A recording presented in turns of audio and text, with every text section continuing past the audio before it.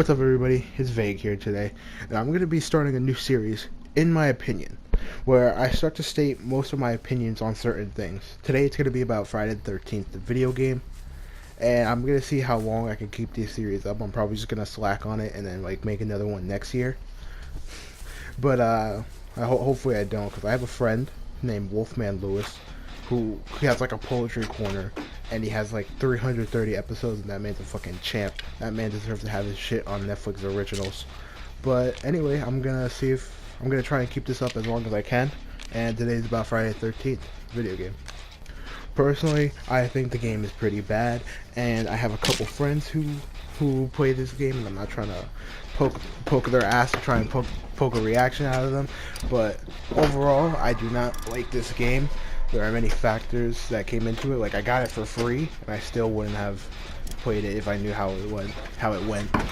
And there's many things I'm going to talk about, and I'm going to compare it to Dead by Daylight because that's personally my favorite multiplayer game I have at the moment. I'm not a Call of Duty fan. KD is probably 0.14. But I'm going to get started to talking about certain things that I like more about Dead by Daylight when it comes to this type of game, because it's one killer, multiple people with objectives. They're pretty much the same thing, tomato, orange, I don't know. My first biggest issue with Friday the 13th is the map size. While Dead by Daylight is that nice park map size, the Friday the 13th is like a city compared to it. The map size is way too big. I think that the map size stops or halts a lot of doing the objectives and wastes a lot more time than it actually helps. And because I think the map size that it has is a bad thing. Because in Dead by Daylight, the map size is small enough where you can get to your objectives quickly, at least. You're going to find a generator soon, or the killer will find you soon, giving them a chance. And then you guys start a chase. That's how it works. Everything is a lot more fast-paced. People find generators, the killer finds someone, hopefully. If they don't, they have to spend a little more time. But again, it usually feels like there's something going on, or you at least know where you're going to go next, because you know you're going to find something there, because I know generally where the generators are going to be located, and then I can go there and fix them. While on Friday the 13th, because the map is so big, you have to be lucky and hope to find them in cabinets or the gasoline, and then find the car along with the gasoline, maybe, or I have to fix the power source. It just feels too complicated, or I feel like the map size complicates it too much. And then we'll get to my next point about deaths and chances. In Friday the 13th, one person has a chance to be revived, but that's it. In Dead by Daylight, everyone, unless someone camps, but that's just the worst scenario. While in Friday the 13th, the whole mission is Jason to kill someone, and then they're dead. And then the thing is, if you have to spectate them to get your points at the end of the game, I think that needs to be completely removed. If they exit while the game is still on, they definitely deserve a penalty, but I don't think someone should deserve a penalty for being forced to watch other people play if they haven't been picked out for Atomic Jarvis. That's something I think needs to be implemented, because I'm not trying to waste all my time there. I'm too impatient for that. While in Dead by Daylight, the killer can get you quickly, or it all depends on your skill.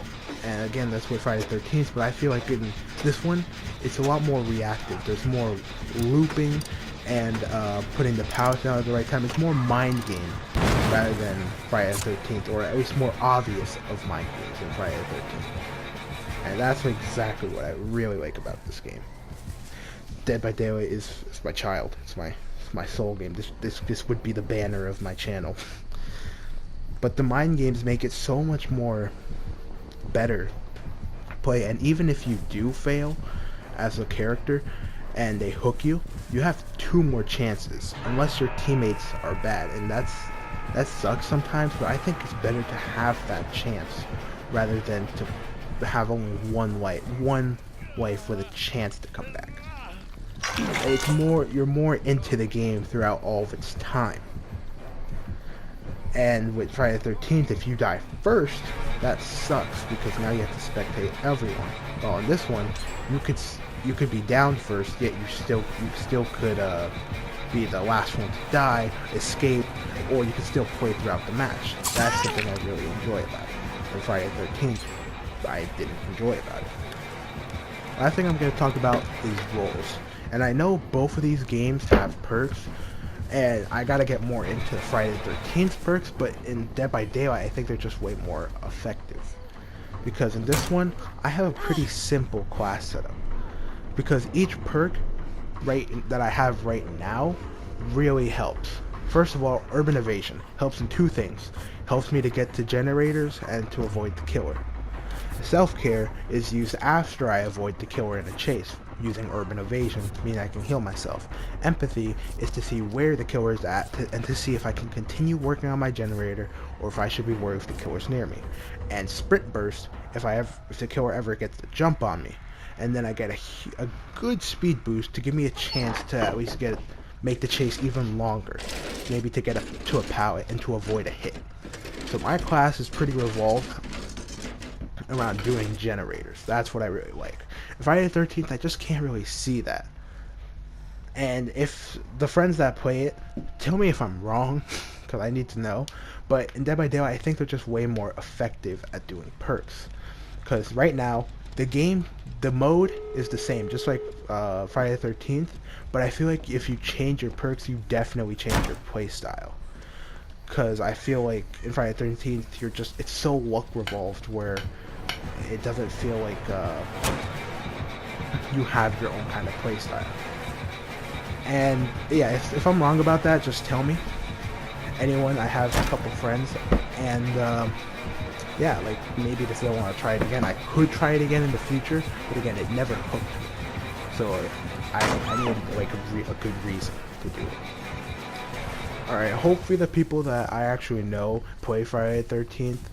Hopefully they don't think I'm calling them a loser or something like that, because I talk shit about this game, but I really do dislike this game. I don't like it at all. It's a lot more patient for me. I am not patient. Oh my god! In school I get my tests done first, and I swear to God I'm counting the seconds before I can get out. Oh, look at that juice. Anyway. But I am not a patient person, but I can understand that people that are more patient would really enjoy that game in some circumstances. But I just think once it comes down to me waiting, that's when I start to really hate this game. And yeah, like I have a couple friends who play this. You know what? Like maybe if they want to play with me, play Friday the 13th with me, and we could do that. I think I might be more into it, mostly because, like I said, I think it's more of a friend-based game because of how luck-revolved it is, so you need more cooperation. And if any of them want to play with me, maybe they give me some super secret tip, like, oh, if you reach level 100, you get a rocket launcher, or a flamethrower, or something like that. Or something cool. But at this state, I don't think I could enjoy this game. And those are my reasons for disliking this video game. And I'm going to try and make opinions about other things in the future, but this is what I wanted to start with. Thank you guys for watching. Thank you guys for watching the gameplay. I shortly get the hatch after this, so everyone escapes. And thank you guys for watching. See ya.